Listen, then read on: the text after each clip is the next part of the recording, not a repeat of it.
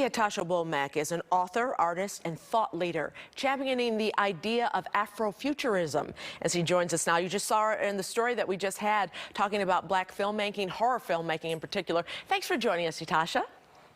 Oh, thank you. Tasha, tell me about Afrofuturism. You've written a book about it. What is it exactly? Sure, it's a way of looking at the future or alternate realities, but from the perspective of Black cultures. And I talk about it as an aesthetic. You see it in music, like you think about Sun Ra, Janelle Monáe, but it's also a practice and a way of thinking about the world. I always tell people it's like if you think of a wheel spoke, it intersects imagination, liberation, technology, mysticism, and it's probably most evident in the film Black Panther. Really? So it's showing Black characters in the future, pretty much. Yeah, in the future, but also in the future and really pulling from a lot of the cultural wisdom and philosophies that have come out of lived experiences. And we don't see a lot of that, do we? Well, we haven't, but we are starting to see more of it now in books and comics and TV and film. What opened up the spigot so that we are seeing that more now, you think? Well, my book, Afrofuturism, played a role in at least popularizing the term Afrofuturism.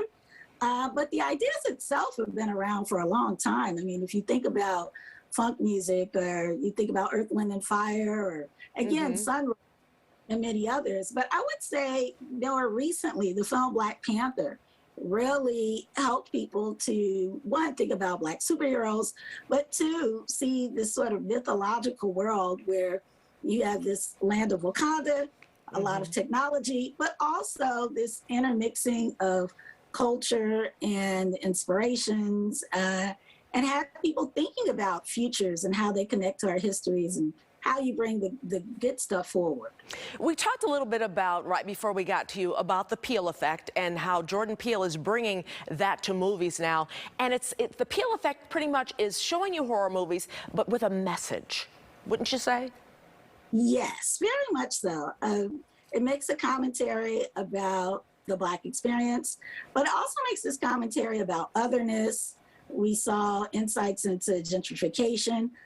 With Candyman, we gained some insight into sort of fears and I almost want to say a bit of body snatching. We say the Peele effect is happening in movies, but what do you think the Peele effect has on society?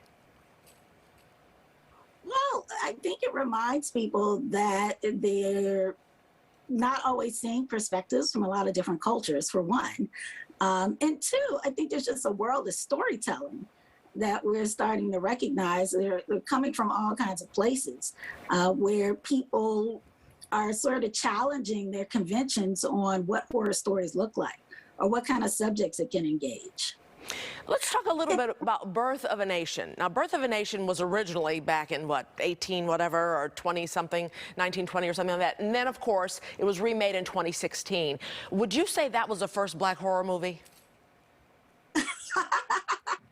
I would say it was the first maybe blockbuster film that Hollywood did, but it was also maybe the first film where people really villainized Black people. So I think this idea of making, Black people in that film the monster, and you think about the Peele effect today, and it almost looks at racism itself as a monster.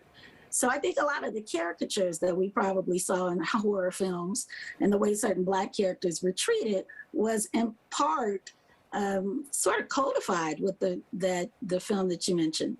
The thing is that these new Black horror films, the Jordan Peele effect, it's making money for the industry. And I think that's why it's catching on, don't you think? Yeah, very much so. I mean, we are now at a space where you have a lot of streaming opportunities. You have a lot of ways to get movies out. And, horror films have always been really big internationally. Horror films are films you really understand regardless of the language that you speak. It doesn't get lost in translation. And then also you have a lot of people of color who are fans of horror, not to mention just more people who are really comfortable seeing Black people on screen. Yeah.